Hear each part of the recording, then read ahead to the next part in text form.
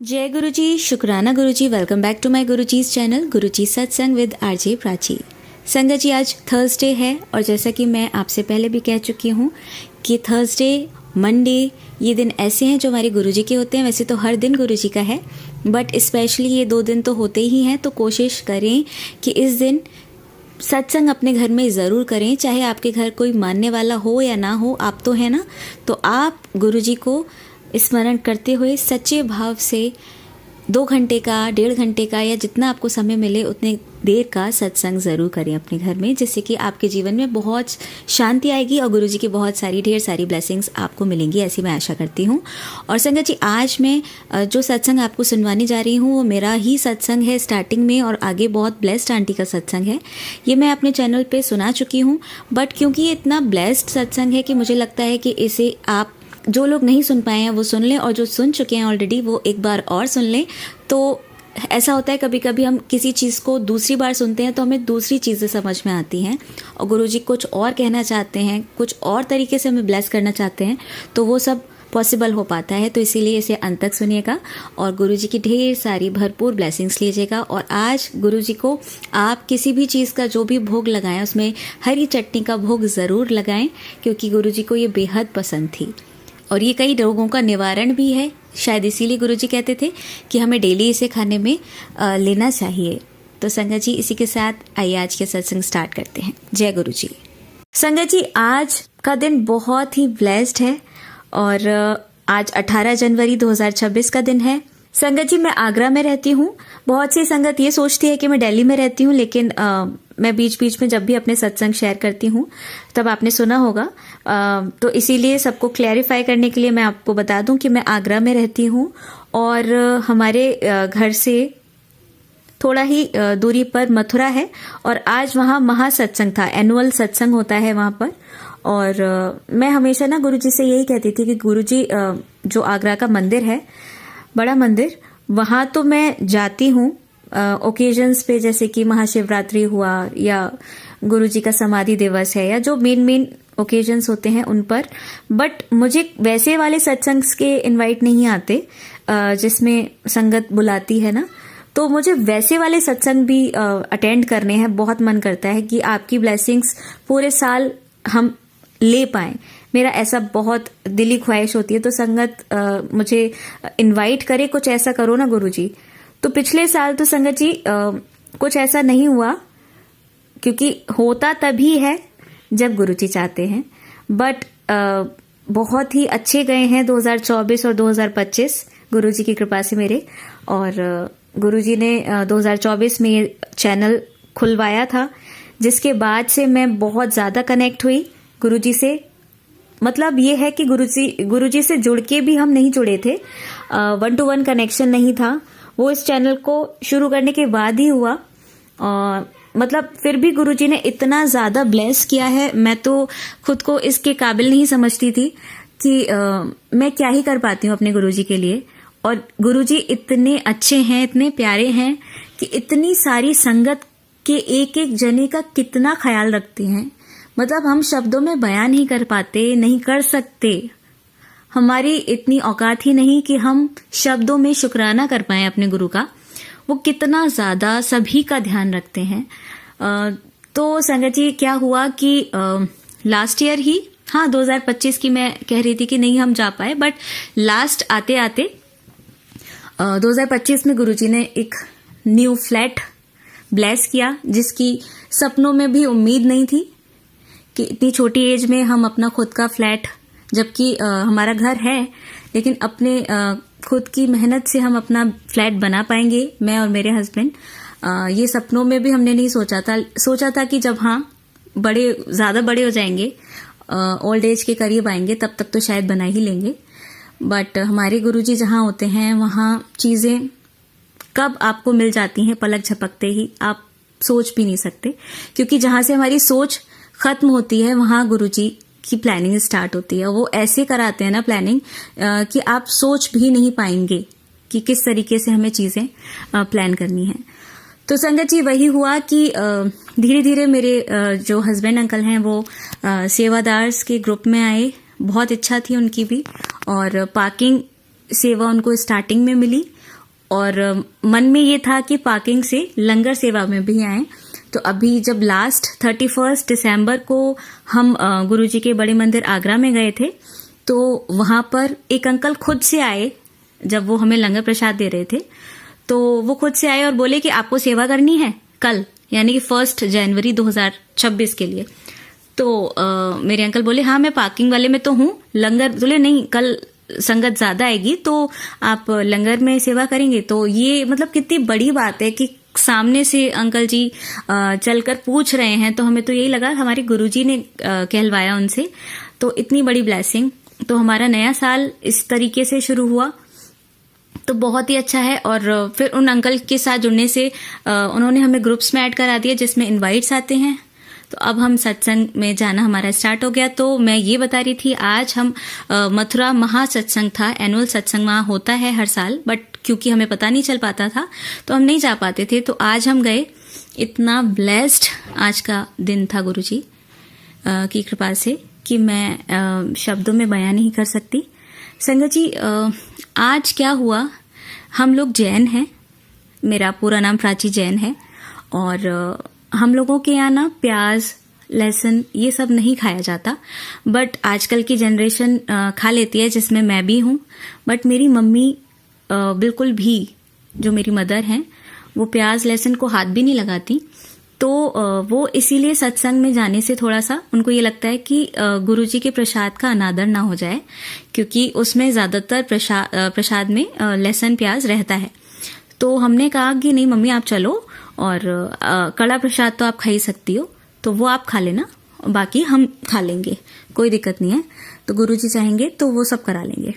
और संगत जी क्या हुआ कि हम लोग गए तो वहां पे जो स्टार्टिंग में जो आता है चाय प्रसाद के साथ, चाय प्रसाद आज हमें नहीं मिल पाई। ये हम लेट हो चुके थे, तो हमारी ही कोई ऐसी भूल रही होंगी जिस वजह से नहीं मिल पाया, बट इट्स ओके। जो मिलता है वो अच्छे के लिए होता है, जो नहीं मिल पाता वो भी कुछ अच्छे के लिए ही होगा। तो संगत जी बाय लक समोसा प्रसाद था और कड़ा प्रसाद था। और समोसा प्रसाद में तो जनरली प्याज नहीं होती, बट अगर वहां ब्रेड पकोड़ा होता है ज्यादातर तो उसमें प्याज रहती है।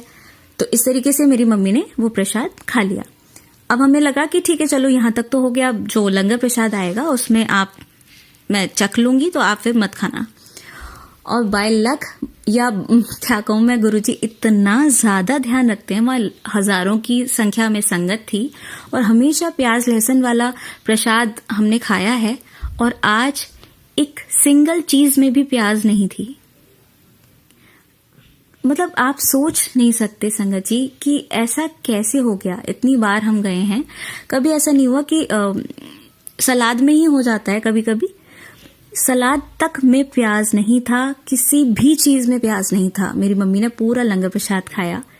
तो ये कितनी बड़ी ब्लेसिंग है कि संगत जी इतनी छोटी छोटी चीजों का, जबकि हमारे लिए वो बहुत बड़ी चीज थी, तो इतनी छोटी छोटी चीजों का भी इतनी बारीकी से ध्यान रखते हैं कि उन्होंने पूरी संगत का बिना प्याज लहसुन का खाना था, आज का लंगर था। तो कितनी बड़ी बात है संगत जी। तो मैं तो सोच नहीं पाई कि ये कैसे करते हैं हमारे गुरुजी।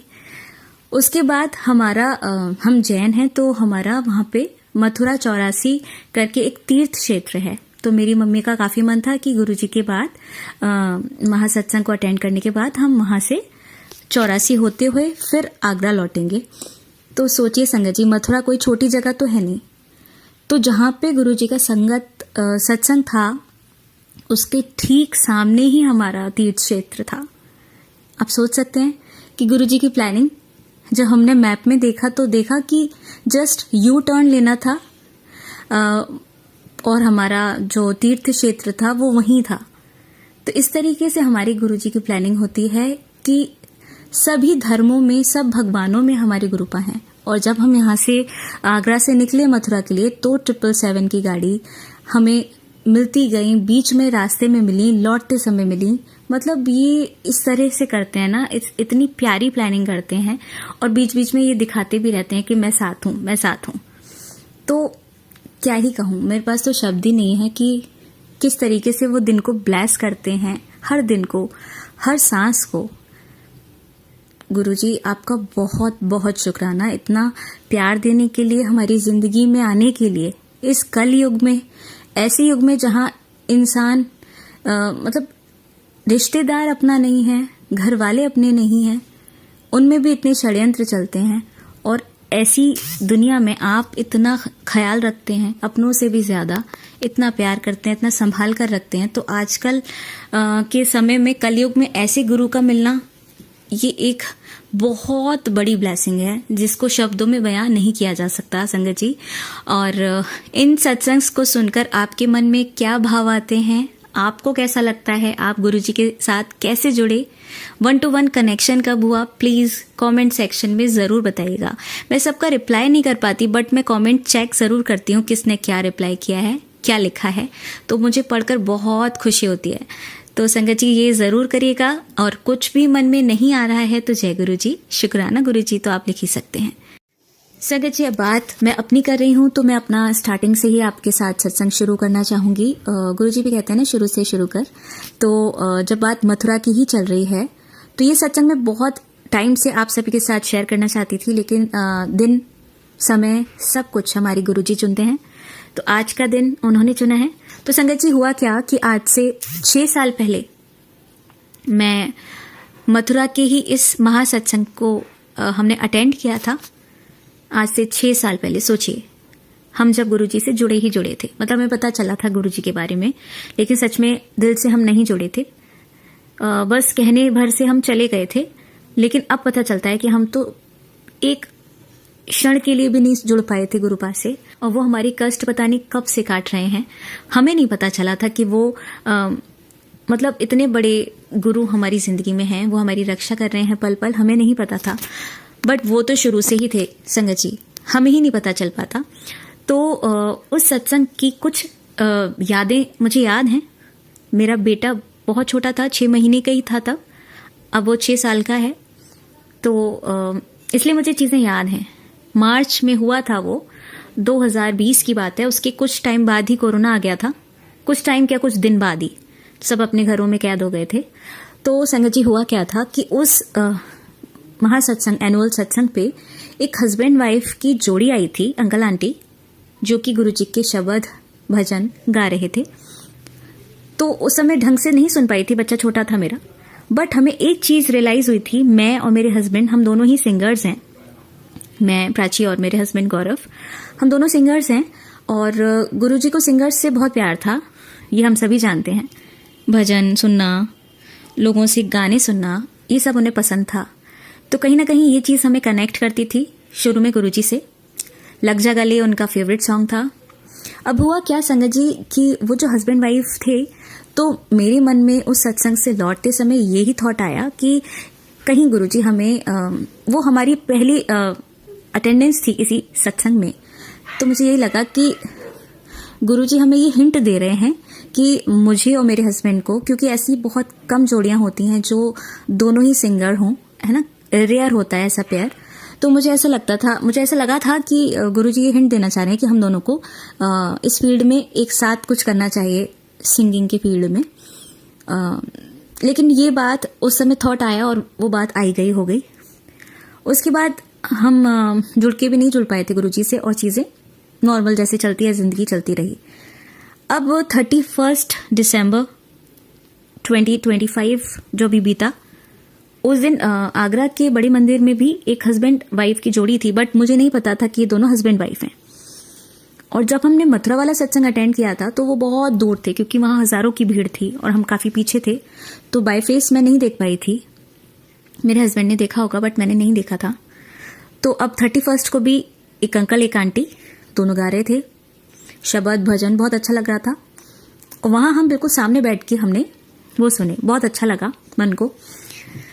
तो इस तरीके से चीजें हुई, और ये भी बात आई गई हो गई। और वैसे ज्यादातर यहाँ पे परफॉर्मेंसेज नहीं होती हैं जितनी जैसे दिल्ली वाले बड़े मंदिर में होती हैं, यहाँ नहीं होती इतनी, बट उस दिन थी। तो मुझे लगा होगा कोई जनरली किसी को बुला लिया होगा आगरा के बड़े मंदिर में, है ना। चीजें इधर उधर दिमाग से निकल गई। अब क्या हुआ कि स्क्रॉल करते हुए मुझे वो आंटी का सत्संग यूट्यूब पे दिखाई दिया, वही आंटी जो गा रही थी उस दिन 31 को। और मैंने कहा यार ये तो वही आंटी अंकल हैं, ये कौन है, ये भी संगत है। मैं इतनी शॉक्ड, मतलब जबकि वो गाना अगर गुरुजी का गा रही हैं, भजन गा रही हैं, शब्द गा रही हैं, तो गुरुजी की संगत ही होंगी ना। लेकिन उस समय मुझे लगा अरे वाह, ये अपना सत्संग भी शेयर कर रही हैं, बहुत बढ़िया, इनका सत्संग भी है। फिर धीरे धीरे पता चला कि ये तो ओल्ड संगत है। और हाँ गुरुजी, और हाँ संगत जी, मैं एक चीज बताना भूल गई। जब वो आंटी अंकल गा रहे थे ना उस दिन 31 दिसंबर को, तब मेरे मन में आ रहा था कि इनका माइक बहुत अच्छा है, बहुत अच्छी क्वालिटी है, हर जगह नहीं मिल पाती। बस ये मुझे एक मौका दे दें और मैं लग जा गले यहाँ सभी के सामने गाना चाहूंगी, क्योंकि मेरे गुरुजी का फेवरेट सॉन्ग है। पता नहीं क्यों बार बार यही थॉट मेरे दिमाग में आ रहा था। अब ऐसा होता थोड़ी ना है, मन में आ रहा था बस कि ये आंटी भी सुन लें कि मैं भी अच्छा गा लेती हूँ तो शायद मुझे भी मौका मिल जाए। लेकिन हमारे गुरुजी जब चाहेंगे चीजें तभी होंगी। तो हाँ, अब हम वापस से उसी बात पे आते हैं। फिर मैंने जब देखा कि ये आंटी अपना सत्संग शेयर कर रही हूँ, ये तो ओल्ड संगत है, गुरुजी के टाइम की संगत है। फिर मैंने उनका सत्संग सुना, और जब सत्संग सुना तो संगत जी इतना प्यारा, इतना ब्लेस्ड सत्संग। और मजे की बात, ये वही संगत आंटी हैं जिनके मुंह से गुरुजी ने लग जा गले सॉन्ग सुना था, वो भी अपनी समाधि से 2-3 दिन पहले, 27 को जब लास्ट संगत लगी थी, 27 मई 2007। मतलब ये वो ब्लेस्ड आंटी हैं, ये वही ब्लेस्ड आंटी थी जिनके मुंह से गुरुजी ने लग जा गले सुना था। और उस दिन मुझे ये थॉट आना कि मैं इनसे माइक लेके लग जा गले गा दूं एक बार। तो ये कैसी कनेक्टिविटी है, गुरुजी क्या कहना चाह रहे हैं, अभी भी मैं नहीं समझ पा रही। बट बहुत सारे पॉजिटिव थॉट्स आ रहे हैं। अब आप सभी की ब्लेसिंग्स रहेंगी और गुरुजी की तो है ही, तो जरूर कुछ अच्छा होगा भविष्य में। तो ये वाली सत्संग की ऑडियो को मैं सुनूंगी कभी कि मैं सभी के साथ ऐसे बोल रही थी कभी, और आज ये सच हो गया। देखिए, सपने देखने सबके काम होता है, और अच्छे सपने देखने चाहिए तो वो पूरे भी जरूर होते हैं, ऐसा मुझे लगता है। और गुरुजी से जुड़ने के बाद तो डेफिनेटली लगता ही है। तो इतनी सारी हिंट्स, और अब दोबारा से ये चीजें क्लिक करना, और जो मैं बीच बीच में गाती भी हूँ गुरुजी के लिए, तो आप लोग बहुत तारीफ भी करते हैं, थैंक यू सो मच। ये सब गुरुजी की दुआ है और गुरुजी की ब्लेसिंग्स रही तो हम जल्दी ही गुरुजी के शब्द, गुरुजी के भजन, मंत्र जाप, ये सब निकालेंगे धीरे धीरे।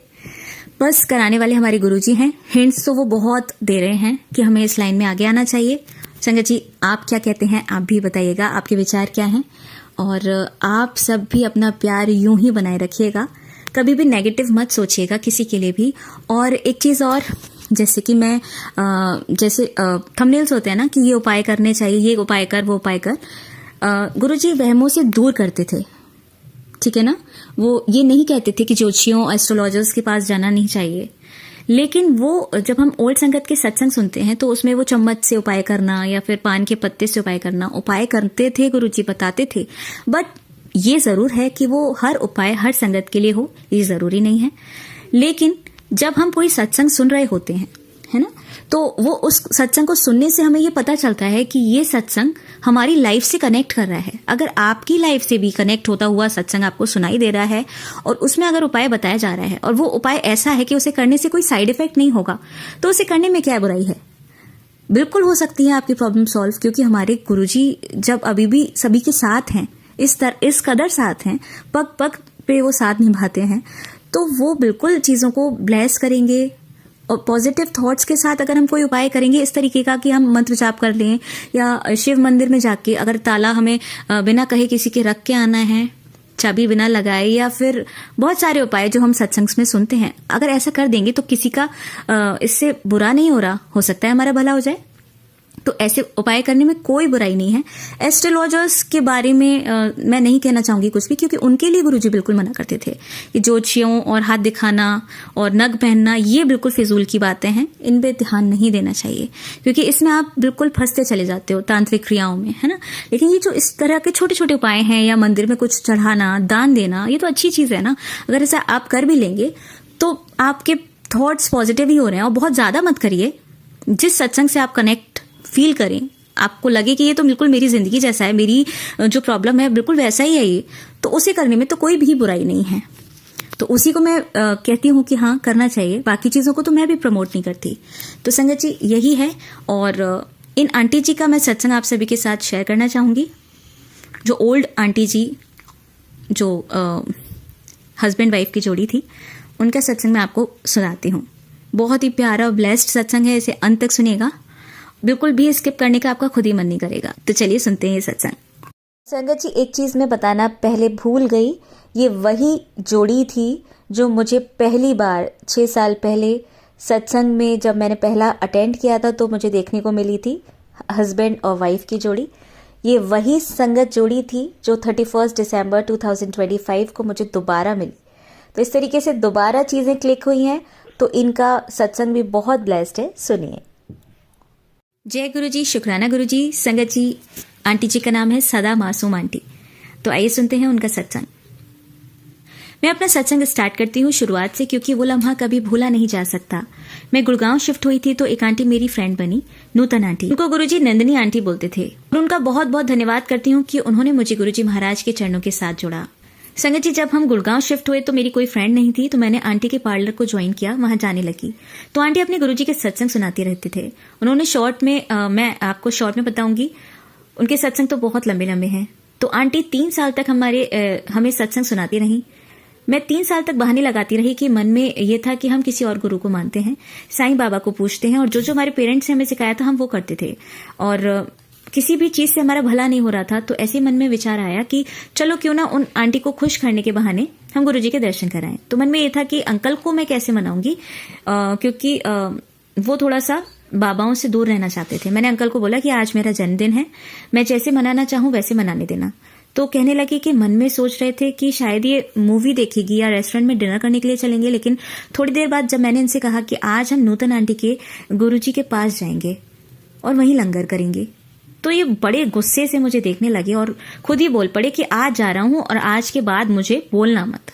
एक तरीके से यस हो गया। तो मैंने नूतन आंटी को फोन किया, उन्होंने बोला कि आज चलते हैं। तो उन्होंने बोला कि हाँ, मेरे पास कार नहीं है तो अपनी कार लेके आ जाना और मैं उसमें बैठूंगी और सत्संग सुनाते हुए चलेंगे। मैंने कहा ठीक है। लेकिन हम जब नए थे, सत्संग सुनना भी मतलब ये लगता था कि हमेशा यही बातें करती रहती हैं ये आंटी। अब हम जब नए होते हैं ना तो हमें पता ही नहीं होता कि गुरुजी के बखान करना कितना अच्छा लगता है संगत को। फिर मैंने सोचा कि नूतन आंटी ने मुझे शाम का टाइम दिया है, तो मैं अभी तो टाइम है और थोड़ा सा मैं लेट लेती हूँ। और मैं जैसे ही लेटी मुझे नींद आई और मैंने एक ड्रीम देखा। तो गुरुजी की साक्षात दर्शन होते हैं और उसमें मुझे दिखा कि मैं एक विला में जा रही हूँ, वहां पे सीढ़ियां चढ़नी है, फिर उतरना है। उसके बाद राइट साइड मुड़ते हैं तो एक गोल्डन सिंहासन है। सिंहासन के ऊपर गुरुजी बहुत सुंदर से चोले में विराजमान है और एक ओमकार है, ओम लाइट में ब्लिंक कर रहा है और ऊपर आसमान में गोल्डन ईगल उड़ रहा है और मेरी आंख खुल जाती है। फिर उसके बाद जब हम आंटी के साथ कार में बैठे तो मैं उनसे पूछती हूँ कि नूतन आंटी, हम जब जा रहे हैं जहाँ पे वहां ऐसा कुछ है क्या? तो वो कहने लगी कि तुझे कैसे पता? मैंने तो सिर्फ गुरुजी के बारे में तुझे बताया है, जगह के बारे में तो बताया नहीं। तो मैंने कहा कि ऐसे मैं सो गई थी और मुझे दिन में ही ऐसा सपना आया। और तो आंटी कहने लगी तू तो ब्लेस हो गई, तुझे तो गुरुजी ने साक्षात अपने दर्शन दिए हैं। तो मैंने कहा कि दर्शन? तो फिर मुझे लगा कि नहीं, ये तो ऐसे ही सपना आ गया होगा, ऐसे कैसे दर्शन। फिर उसके बाद जब हम वहां गए तो वहां किचन से बाहर एक सेटी थी, उस पर जॉगिंग वेयर्स में और कैजुअल वेयर्स में गुरुजी बैठे हुए थे।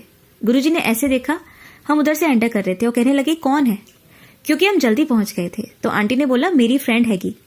तो उन्होंने पूछा कच्ची या पक्की? तो उसने बोला पक्की। फिर गुरुजी हंसते हुए कहते हैं कि क्या करते हो? तो संगत जी, मैंने कहा कि गुरुजी हम गाना गाते हैं। तो बोले कैसा गाते हो? तो हमने कहा कि गुरुजी आप जब सुनेंगे तभी आपको पता चलेगा। तो फिर बोलते हैं चंगा बैठ जा। हमें सेवादार ऐसे बोल रहे थे कि इधर बैठ जाओ उधर बैठ जाओ, तो हम अपनी जगह देखने लगे। अंकल थोड़ा आगे चले गए थे। गुरुजी बोले कि कहाँ का रहने वाला है? तो इन्होंने बोला कि मैं जम्मू का। फिर मेरी तरफ देखते हैं गुरुजी और मैं ना पीछे हो गई थी क्योंकि सेवादार बता रहे थे कि इधर बैठना है और मैं मुड़ी हुई थी, मेरी पीठ थी गुरुजी की तरफ।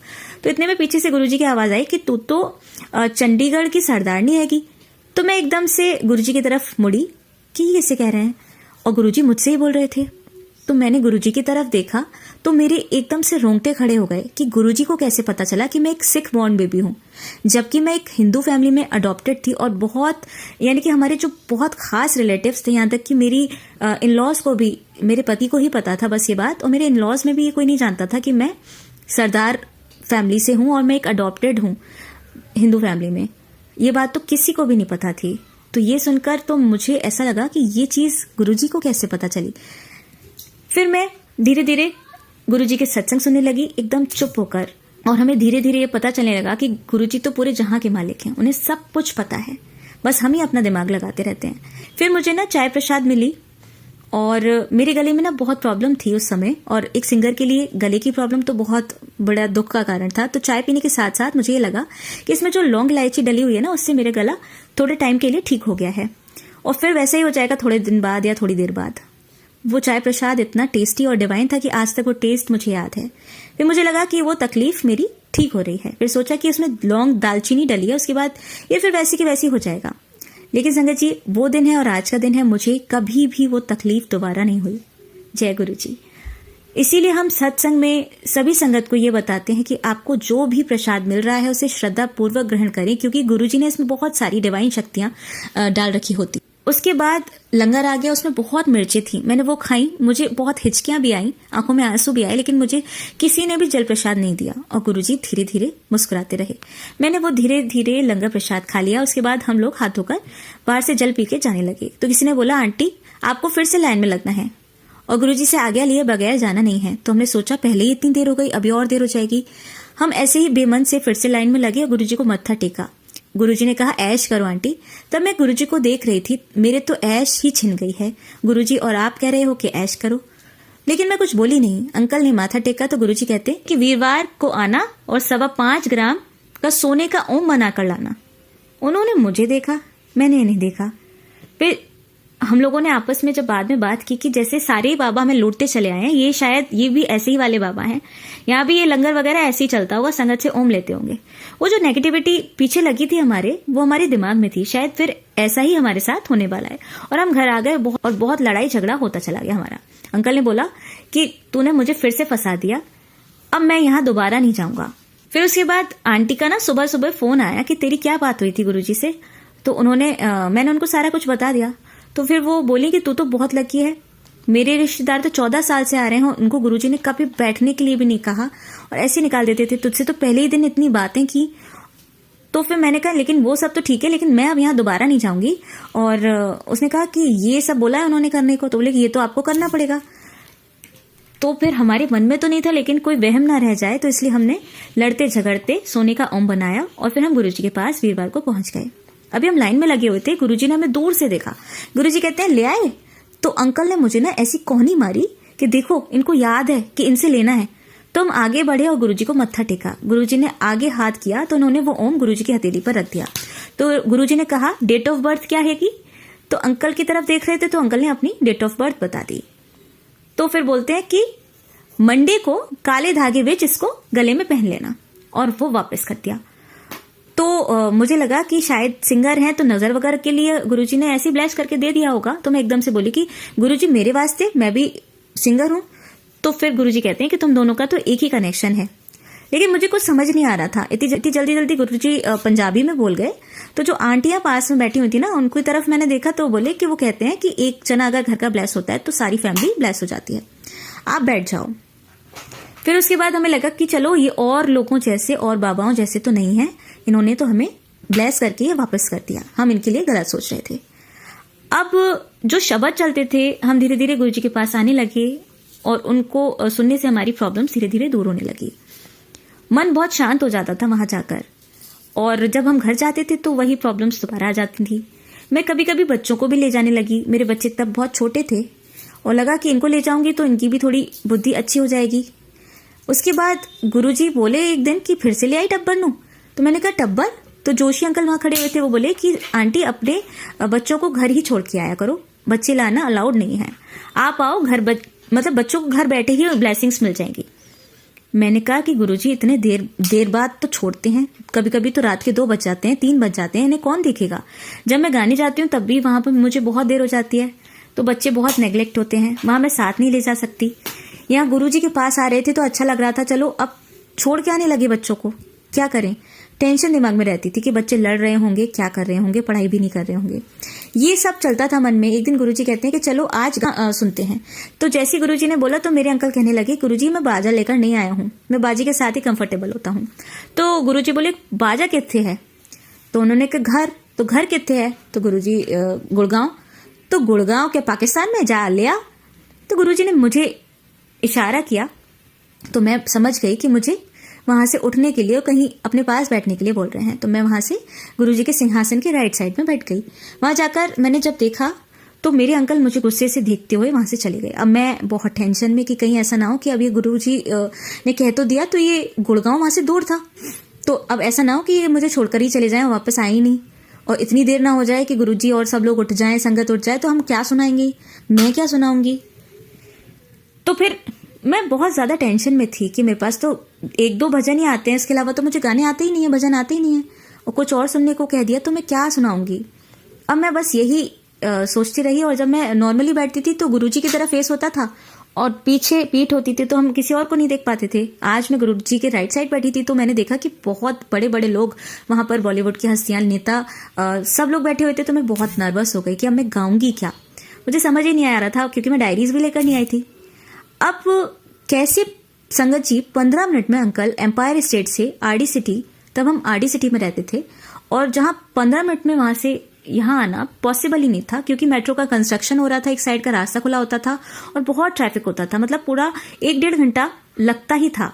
तो कैसे हुआ, क्या हुआ, समझ नहीं आया। 15 मिनट में किस तरीके से गुरुजी ने रास्ता छोटा कर दिया या समय को बांध दिया, आज तक समझ ही नहीं आया, और हमें दिमाग लगाना भी नहीं है। गुरुजी के पास अंकल आ गए बाजा लेकर, और उसके बाद गुरुजी ने इशारा किया कि जब मैं कहूं तब गाना, अभी नहीं गाना।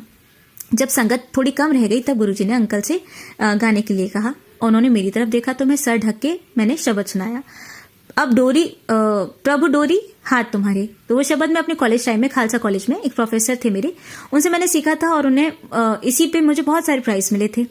अब मैंने वो गाना स्टार्ट किया। अब गुरुजी बोलते हैं कि ना भजन वगैरह सुन सुन के तो मैं बहुत बोर हो गया, पूरा दिन यही सुनता हूँ, तो कुछ लता का गाना सुना। अब मैं एकदम से नर्वस हो गई कि गुरुजी को कौन सा लता जी का गाना सुनाऊं, क्योंकि मेरे पास तो हजारों गाने हैं, इवेंट्स में मैं वही गाती हूँ, लेकिन आज मतलब इस दरबार में इस समय क्या गाऊं, मेरे हाथों में पसीने छूटने लगे। और मुझे एक गाना याद आया, तुम ही मेरे मंदिर तुम ही मेरी पूजा, और वो गाना मैंने बहुत ही अच्छा गाया उस दिन, जबकि मैं बहुत डर रही थी। संगत जी, अब वो दिन भी आया जब 27 मई को मैंने गुरुजी की महासमाधि से कुछ दिन पहले लता जी का लग जा गले गीत गुरुजी को सुनाया। उस दिन गुरुजी ने हमारा बाजा भी ब्लेस किया नया, और अंकल के बाल छोटे कराए। पहले अंकल के बाल बहुत बड़े होते थे, क्यों कराए ये हमने कभी गुरुजी से नहीं पूछा। और लग जा गले गाना मैंने बैसाखी वाले दिन भी बड़े मंदिर में सुनाया था। मैं उस दिन तो कुछ गाना तैयार करके नहीं गई थी, कोई दूसरा गाना तैयार करके गई थी, लेकिन गुरुजी ने खुद मुझे 27 मई को बोला कि वो गाना सुनाओ जो बैसाखी पर बड़े मंदिर में गाया था लता जी का। तो थोड़ा सा टाइम मुझे लगा सोचने के लिए कि मैंने गाया क्या था, फिर मुझे याद आया और मैंने वो गाना गाया। और उस समय पता नहीं चला कि गुरुजी क्यों सुन रहे हैं, वो बाद में उनकी लीला समझ आई।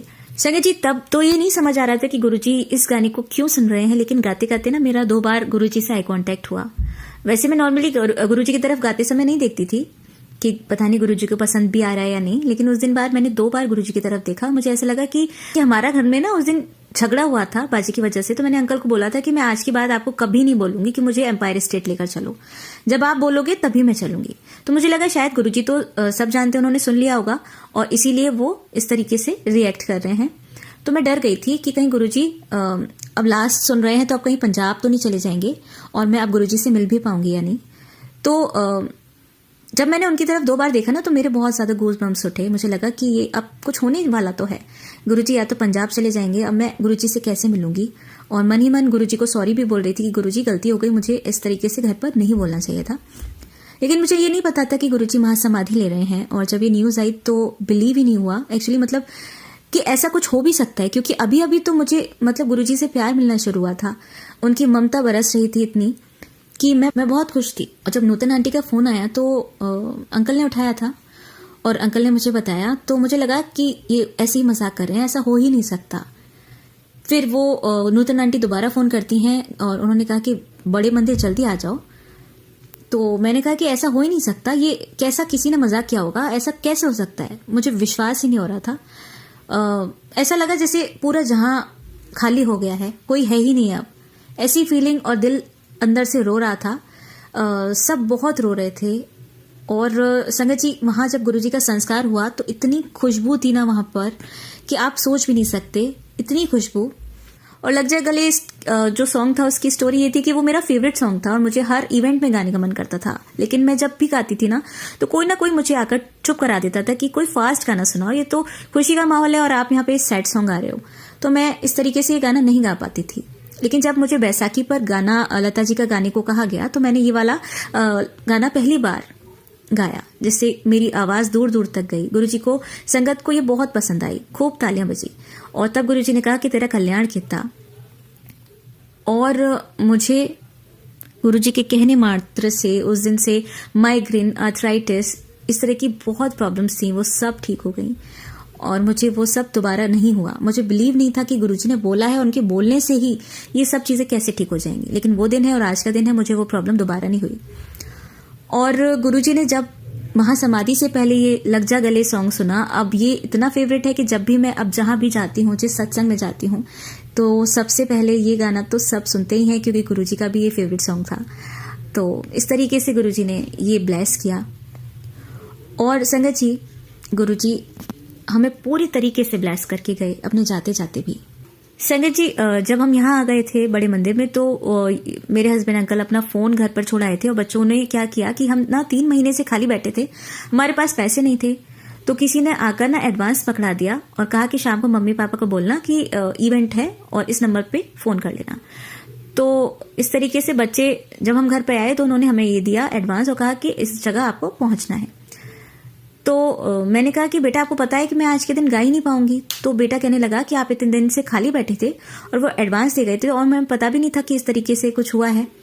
तो अगर फोन आप ले गए होते तो हमें पता चल जाता। अगर आपको अब नहीं गाना है तो आप ये एडवांस उनको वापस कर दो।